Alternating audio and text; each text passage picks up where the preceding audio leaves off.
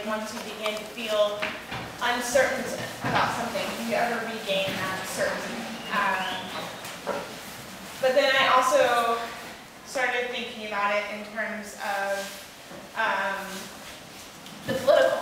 And once you start becoming engaged with a political movement, right now I'm reading Sarah Ahmed's The Promise of Happiness, and she talks about this scene in a book where this African-American woman is bleeding profusely, and a young white man, and there's a young woman of color living with all white people, and this one of the white people that she's living with like saves this African-American woman, and they're all like heralding him, and they're like, oh, and that woman was bleeding, and then the young girl of color is like, she was a black woman, and then they're like, oh, yeah, but, you know, and then like they kind of like go back to him, and like her seeing of race, and how they weren't seeing race, and like how she felt like after that moment she could never go back to not seeing race. And there was a moment in a small discussion here where someone was talking about, like, you were talking about, I'm sorry, what is your name again? Fran.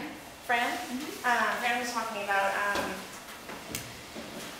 just wanting to comment, saying hello to the book, but the person that was holding the book assumed that you were flirting. Yeah, it's just a subway conversation. Yeah, and you're like, oh, I guess that's my fault. And I said, well, maybe that's the fault of patriarchy and also heteronormativity, you know, like, but to take it also back to uncertainty, so when you first learn that, like, oh wait, this thing that I always thought was certain, I think about it because I'm reading Frankenstein right now, and young Frankenstein leaves his family in order to create the creature.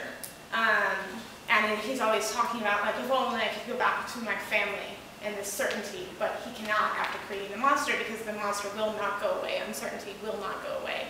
Racism will not go away. Patriarchy will not go away. So not only that, so I want to ask, like, once you go into the light, can you ever step back out of it? Can you ever step back from the seeing? And also, what do you do with this seeing once you have it? Because if you have this new thing, you have to do something with it, right? And you can't, I mean, there's these huge systems of power, and how do you fight them, I guess? And you can't just see them as systems of power. Talking to a friend about the Scum Manifesto, and how, is everyone familiar with the Scum Manifesto? Valerie Solanas, I can never say her last name. Basically, it's like the only book ever that's like, we need to get rid of men suck, they're afraid of their femininity, they're horrible, they have no emotions, and like just goes through like how men are scum. Which is something I don't agree with, but it finds an enemy and like places it and says like, this is the enemy, this is what we need to do. So how do we do that? That's my inquiry question. Or do that but not do it that way, maybe.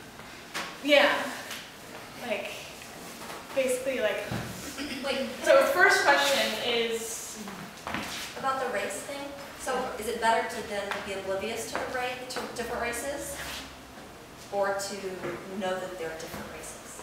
Which one is the like good?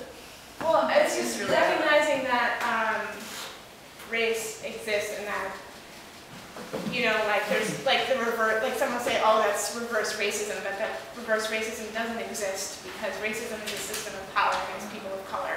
But the people that didn't notice the different races were being racist for not noticing it? That's what I don't understand. Yeah, and like I haven't read the story, but from what I understand, it's because like she was trying to say like, you know, this was a hate crime, and they were ignoring the hate crime aspect of it, and they were instead heralding this white savior. But that's not like, so question one, like in terms of uncertainty, but also like political, like when we walk into these lights that might make us uncomfortable or might make things uneasy, especially like uncertainty, sexism, racism, classism, homophobia, sizism, all of that. Like, and then what do we do? Like, can we ever walk out of it? Is that an option? And if that's not an option, what do we do once we're there?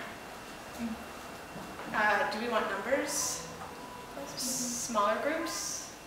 I think the 6 was good. 6? Okay, Yeah. so count off and 6 is 1, 2, 3, 4, 5, 6.